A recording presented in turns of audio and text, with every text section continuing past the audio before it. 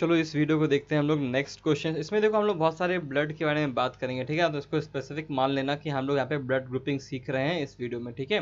इसके अगले कुछ जितने भी वीडियोस आएंगे उसमें बहुत सारे क्वेश्चन आपको अभी देखने वाले हैं। कम से कम 4 से 5 वीडियो में आपको ब्लड ग्रुपिंग पे क्वेश्चन काफ़ी सारे देखने वाले हैं। तो इस वीडियो में हम लोग बहुत कुछ देखेंगे। आने वाले वीडियोज़ में इतना नहीं देखेंगे, थोड़ा थोड़ा बातें करेंगे। मैं हर वीडियो में इस वीडियो का रेफरेंस आपको दे दूंगा, ठीक है। अब देखो हमारे पास क्या है, इसको थोड़ा समझ लेते हैं इस वीडियो में पहले, ठीक है। तब हम लोग आगे बढ़ेंगे क्वेश्चंस के ऊपर। इसमें हम लोग एनसीईआरटी के सेगमेंट को नहीं देख रहे हैं। एनसीईआरटी के सेगमेंट हम लोग अगले वीडियो में देखेंगे या फिर उसकी फिर अगले वीडियो में देखेंगे। देखो मैं सिर्फ एनसीईआरटी के सेगमेंट पे विश्वास नहीं कर रहा, मैं और भी जहाँ जहाँ से चीज़ें मौजूद हो सकती हैं, जहाँ जहाँ आपको मिल सकता है, मैं सब दिखा रहा हूँ। जब भी किसी का ब्लड ग्रुप ए होता है ना, तो उसके रेड ब्लड सेल्स के ऊपर ना एंटीजेंस होते हैं, जिसको हम लोग आइसो एग्लूटिनोजन भी कहते हैं, फिर एग्लूटिनोजन भी कह सकते हो सिंपली। इसलिए हम लोग ब्लड ग्रुप पे के जीन को आई लिखते हैं, बिकॉज आई का फुल फॉर्म होता है आइसो एग्लूटिनोजन होता है। और ये जो दिख रहा है ना आपको ब्लड ग्रुप ए के लिए स्पेसिफिक एंटीजन है, और इसलिए इसका जो एंटीजन है उसका शेप कुछ यूं है। बी के लिए स्पेसिफिक एंटीजन होता है, वो ऐसा दिखाया जाता है, आपको दिख रहा है शेप, देखो ट्रायंगल चौकोर का शेप है, लेकिन ऊपर में तो ऐसे ट्रायंगुलर है ना, तो इसीलिए इसका एंटीजन का शेप ये है। जो ए बी ब्लड ग्रुप है, लाइक मी, मेरा जैसा है, उसी तरह से देखो यहाँ पे ए वाला भी है और बी वाला भी है, तो दोनों ढंग का इसमें आपको एंटीजन मिल रहा है। अब देखो जितने भी इस इंसान के जितने भी ब्लड ग्रुप में जितने भी रेड ब्लड सेल्स होंगे उन सब के ऊपर ऐसा रहेगा। तो अगर इस इंसान को अगर हम लोग ऐसा वाला ब्लड ग्रुप दे देते हैं, मतलब ग्रुप ए वाले व्यक्ति को अगर हम लोग ग्रुप बी वाला ब्लड दे देते हैं, तो इसका जो ब्लड के प्लाज्मा में एंटीबॉडी है वो कुछ यू शेप के हैं। देखो ट्रायंगुलर दिख रहा है ना, ट्रायंगुलर, ये ट्रायंगुलर जो है ना इस चौकोर के ऊपर जाके फंस जाएंगे, यहाँ पे जाकर के चौकोर पर जाके फंस जाएंगे। ये बताएंगे क्या, बॉडी को सिग्नल देंगे, देखो भाई मेरे अपने सेल में तो जाके मैं फंसता ही नहीं था, क्योंकि ये तो गोल था, मैं तो फंस ही नहीं रहा था इसमें, मैं तो आराम से इसमें अलग हो जाता था। तो मैं यहाँ पे जाके अटक गया हूँ, इसका मतलब क्या है कि ये जो ब्लड का सेल है ये हमारे बॉडी का नहीं है, इसलिए इस ब्लड के बी वाले जो ब्लड ग्रुप का जो सेल हमारे बॉडी में आया है इसे खत्म कर दो। उसी तरह से ए के अंदर एंटी ए होता है, देखो इसका गोल सा है ना, तो ये जो गोल सा होता है ये इसके जाके एकदम फंस जाता है। जैसे ही फंसता है बॉडी को सिग्नल मिल जाती है कि कोई फॉरेन बॉडी हमारे बॉडी के अंदर है। अब देखो ग्रुप ए बी वालों के साथ क्या है, इसमें दोनों ही शेप मौजूद है, इसलिए एंटीबॉडी कोई हो ही नहीं सकता, इसमें दोनों ही जाके इसमें फंस जाएंगे, ये इसमें जाके फंस जाएगा, इसमें जाके फंस जाएगा, तो अपने ही बॉडी के लिए क्यों इम्यून होगा ये, इसलिए नहीं होता। ओ में कोई तरह का होता ही नहीं है एंटीजन, इसीलिए इसमें दोनों तरह के एंटीबॉडी आपको देखने को मिलते हैं। समझ में आया कि नहीं आया? बहुत सिंपल शब्दों में बता रहा हूँ, डायग्राम्स का यूज किया है ताकि आसानी से समझ में आए, ठीक है ना। इसलिए एंटीजन एंटीबॉडी रिएक्शन होता है। एंटीबॉडी किसका होता है, तो रेसिपिएंट का होता है। एंटीजन किसका होता है, तो डोनर ब्लड के एंटीजन के साथ रिएक्ट करता है antibody of the recipient, okay. अब देखो मैंने यहाँ पे कुछ एक चार्ट दिखाया है, इसी चार्ट को हम लोग आने वाले बहुत सारे वीडियोस में इस्तेमाल करने वाले हैं, और इसी चार्ट के अनुसार हम लोग सारे के सारे बातें करेंगे। अगर फादर का ब्लड ग्रुप ए है तो उसके बच्चे का, और मदर्स का ब्लड ग्रुप अगर ए है तो उसका ए और ओ दोनों हो सकता है, क्योंकि इस ए का मतलब होता है या तो ये आई ए होगा या तो फिर ये आई ओ होगा, ठीक है ना। अगर ऐसा वाला ग्रुप है आई ओ, तो ये भी अगर आई ओ है तो यहाँ पे दो आई ओ मिल करके ओ वाला ब्लड ग्रुप को जन्म दे सकते हैं, ठीक है ना। तो इसमें बहुत सारी चीजें हैं, परम्यूटेशन कॉम्बिनेशन लगाकर यहाँ पे पूरा तरह से आपको क्रॉस करा कर दिखाया गया है, तो हम लोग इसको और भी आगे चल के इस्तेमाल करेंगे, टेंशन नहीं लेना है। मैंने आपको एक ग्राफ दिखा दिया है, उसको आप लोग कॉपी पे नोट कर सकते हैं, ताकि आने वाले समय में आप लोग इसका रेफरेंस ले सके। अब देखो हम लोग यहाँ पे एक चीज देख रहे हैं, वो क्या कि number of genotype and number of phenotype, इस पे क्वेश्चन काफी सारे आते हैं, ठीक है ना। जब भी पेरेंट से एलील आई ए आएगा और दूसरे पेरेंट से भी आई ए आएगा, तो हमें ऐसा कुछ जीनोटाइप मिलेगा, फिनोटाइप एक मिलेगा ए। अगर आई ए आएगा आई बी आएगा तो हमें ऐसा जीनोटाइप मिलेगा, फिनोटाइप मिलेगा ए बी। आई ए और आई नॉट आएगा, यानी कि कोई भी यहाँ पे एंटीजन नहीं है, यानी कि कोई भी एंटीजन नहीं है, तो हम लोग ओ ब्लड ग्रुप कहते हैं, ओ मतलब होता है जीरो, कोई भी नहीं है। तो यहाँ पे आई ए आएगा, कोई और सामने कुछ भी नहीं है, तो इसका फिनोटाइप फिर भी यही मिलेगा। तो देखो ये दोनों फिनोटाइप बिल्कुल सेम है, लेकिन जीनोटाइप अंतर है। यहाँ पे देखो आई बी आई ए आएगा तो ए भी मिलेगा, यहाँ पे ऐसा जीनोटाइप मिल रहा है, बाकी आप लोग को यहाँ पे दिखाई दे रहा है कैसा हो रहा है, ठीक है ना। आई आई अगर आता है कोई भी एंटीजन नहीं है, तो यहाँ पे हमको कोई भी तरह का ब्लड ग्रुप भी देखने को नहीं मिलता है, इसलिए हम उसको ओ कहते हैं। बाकी आपको दिख रहा होगा कितने तरह के आपको यहाँ पे फिनोटाइप देखने को मिल रहे हैं, देखो ए एक दो, ए तो सेम है, ये भी सेम है, तो दो हो गए, ये तीन और ये चार, यानी कि फिनोटाइप जो देखने को मिलते हैं हमें चार देखने को मिलते हैं, और जीनोटाइप हमें 6 तरह के देखने को मिलते हैं। कैसे, ये एक टाइप हुआ, दूसरा टाइप हुआ, ठीक है ना, फिर ये तीसरा टाइप हो गया, फिर ये वाला तो सेम है, तो 3 टाइप अभी हमारे पास है। ये 4th टाइप हुआ, ठीक है ना, ये 5th टाइप हुआ और 6th टाइप हो गया। तो जीनोटाइप हमें 6 तरह के देखने को मिलते हैं, फिनोटाइप 4 तरह के देखने को मिलते हैं।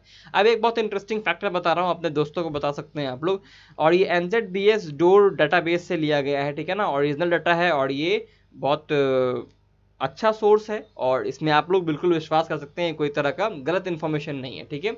ब्लड ग्रुप 8 मेन ग्रुप में मेनली डिवाइड होता है। RH फैक्टर को भी अगर हम लोग काउंट करें तो ओ नेगेटिव पॉजिटिव करके हम लोग 8 ग्रुप में डिवाइड कर सकते हैं। O positive, O negative, A positive, A negative, B positive, B negative, AB positive, AB negative, ठीक है ना। इसमें सबसे ज्यादा जो लोग बोलते हैं मेरा ब्लड ग्रुप O है और मैं बहुत रेयर हूँ, O रेयर नहीं होता, O कहीं से रेयर नहीं होता, O नेगेटिव रेयर होता है, O नेगेटिव रेयर होता है, बिल्कुल होता है, लेकिन सबसे कॉमन ब्लड जो पूरे दुनिया में है वो O ही है। 38% ब्लड ग्रुप O पॉजिटिव ही होता है। अगर उस इंसान का ब्लड ग्रुप O नेगेटिव है तो हाँ वो 9% है। 32% का ए पॉजिटिव होता है। और देखो नेगेटिव वाले बहुत कम है, रीजनिंग है, क्योंकि नेगेटिव वाला कम होने का रीजन क्या है कि वो एक रिसेसिव फैक्टर होता है नेगेटिव वाला, ठीक है ना, इसी कारण से ऐसा है।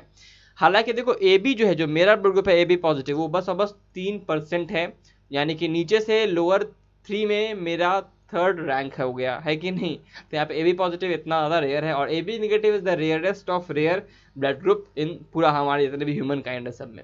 आते हैं क्वेश्चंस पे। Different type of chromosomes can be recognised by the position of separating atom. देखो अलग अलग क्रोमोसोम्स को हम लोग रिकॉग्नाइज कर सकते हैं अगर क्रोमोसोम के ऊपर सेंट्रोमियर कहाँ पे है, यहाँ पे है तो मेटासेंट्रिक होगा, अगर हल्का सा सेंटर से दूर है तो सब मेटासेंट्रिक होगा। तो इसको हम लोग सेंट्रोमियर के पोजीशन से डिफाइन करते हैं। न्यूक्लियोसोम कोड के ऊपर कितना DNA का बेस पेयर होता है, तो DNA एक न्यूक्लियोसोम में 200 के आसपास होता है बेस पेयर, लेकिन हम लोग को न्यूक्लियोसोम कोड, हिस्टोन कोड के ऊपर बताना है। आंसर हो जाएगा 160। Usually a recessive factor is expressed only when present in double recessive condition. देखो कोई भी रिसेसिव फैक्टर तभी प्रेजेंट होता है जब वो पूरी तरह से रिसेसिव कंडीशन में मौजूद हो, है ना। कैपिटल T के सामने नहीं है, आ जाएगा, कैपिटल A के सामने आ जाएगा तो कभी अपने आप को एक्सप्रेस नहीं कर पाएगा। लेकिन पूछ रहा है, लेकिन फिर भी एक सिंगल रिसेसिव जीन कभी कभी एक्सप्रेस हो जाता है ह्यूमन बींग्स में, तो ऐसा कहाँ होता है ये बताना है। लॉजिकल क्वेश्चन है, अगर X क्रोमोसोम ऑफ मेल पे आएगा तो बिल्कुल एक्सप्रेस हो जाएगा, बिकॉज उसके सामने कोई भी होमोलॉगी मौजूद नहीं होगा। ह्यूमन में हाइट और स्किन कलर, देखो जब हम लोग पॉलीजेनिक इनहेरिटेंस पढ़ रहे थे तो उसमें एनसीईआरटी ने ये दोनों एग्जाम्पल दिया था, और उसी चीज को यहाँ पे रिपीट किया गया है 6 और 7 एम्स 8 में सब में क्वेश्चन आया, आंसर होगा पॉलीजेनिक इनहेरिटेंस। बिकॉज यहाँ पे क्वांटिटी ऑफ जीन मैटर करता है, कितना क्वांटिटी में आपके पास जीन्स हैं, और सारे के सारे क्वांटिटी जो है वो डोमिनेंट है या रिसेसिव है उस पर मैटर करता है, इसलिए इसको हम लोग क्वांटिटेटिव इनहेरिटेंस भी कहते हैं। In humans beings the colour of skin, अभी मैंने बताया पॉलीजेनिक इफेक्ट, आंसर बुक्स में मल्टीपल एलील्स दिया हुआ है, ये आंसर गलत है, पॉलीजेनिक इनहेरिटेंस होगा इसका आंसर। पॉलीजेनिक इफेक्ट से हमको कलर ऑफ स्किन कंट्रोल होता है। बहुत सारे बुक में आंसर दिया है क्योंकि हमारे पास मल्टीपल एलील्स तो होता नहीं है, एलील मतलब होता है एक ही जीन के अलग अलग ढंग के रूप, लेकिन यहाँ पे क्या है कि अलग अलग जीन ही है, ठीक है, कलर ऑफ स्किन के लिए अलग अलग जीन ही होते हैं, तो इसलिए पॉलीजेनिक इफेक्ट कहीं से भी मल्टीपल आंसर नहीं होगा। Which of the following is genetically dominant in man. देखो ह्यूमंस में कई सारे फैक्टर रिसेसिव भी होते हैं, कई सारे फैक्टर डोमिनेंट भी होते हैं। जो RH पॉजिटिव और नेगेटिव वाला फैक्टर होता है ना, तो RH पॉजिटिव जो होता है ना डोमिनेंट फैक्टर है, RH नेगेटिव जो है ना वो रिसेसिव फैक्टर है। अल्बिनिज्म एक तरह से रिसेसिव फैक्टर है, कलर ब्लाइंडनेस एक रिसेसिव फैक्टर है, हीमोफीलिया भी एक रिसेसिव फैक्टर है। इसका मतलब और इसके सामने एक डोमिनेंट वाला प्रेजेंट रहेगा तो ये अपने आप को शो नहीं कर पाएगा, ऐसे फीमेल्स में देखने को मिलता है। अगर एक ही क्रोमोसोम X क्रोमोसोम के ऊपर कलर ब्लाइंडनेस वाला जीन है तो ये जो फीमेल होगी वो कलर ब्लाइंड नहीं होगी, नॉर्मल होगी, बिकॉज एक X क्रोमोसोम में डोमिनेंट जीन्स मौजूद होंगे और इस XC वाले को ये खत्म कर देंगे, इसके इफेक्ट को नहीं शो करेंगे। हीमोफीलिया में भी बिल्कुल ऐसा ही होता है, इसीलिए फीमेल में हीमोफीलिया में दोनों XH होना पड़ेगा, तभी जाकर वो ह्यूमन फीमेल कैरियर ना होकर के अफेक्टेड होगी, वरना नहीं हो सकता ऐसा। लेकिन ह्यूमन मेल सारे के सारे कलर ब्लाइंड और हीमोफीलिया हो जाते हैं अगर उनके पास एक भी X क्रोमोसोम X या फिर C होता है, बिकॉज सामने में कोई भी होमोलॉगस मौजूद नहीं है। एल्बिनिज्म के साथ भी ऐसा ही केस है, ये भी एक तरह का रिसेसिव जीन ही है जिसमें स्किन का पिगमेंटेशन घट जाता है।